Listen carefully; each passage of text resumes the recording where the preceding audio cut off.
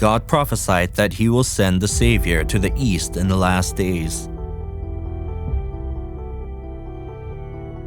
From the east I summon a bird of prey, from a far-off land, a man to fulfill my purpose. What I have said, that will I bring about. What I have planned, that will I do.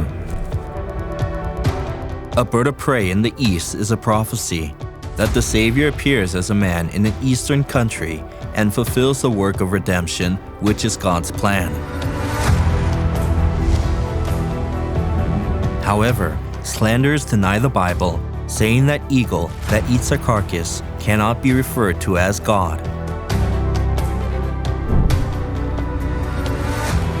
If we examine the Bible, we can find that God lets us know His character through various parables.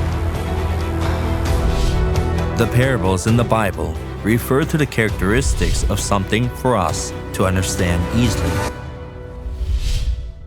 So it's irrational to try to find the holiness of God from an animal which is given as a parable. The Bible likens God to a lion, or sometimes to the lamb, sometimes to the vine or temple.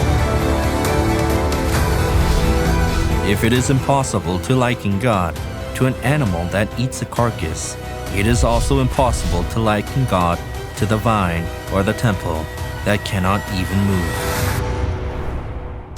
Slanderers' insistence, we must not liken God to an eagle that eats a carcass, goes beyond all reason.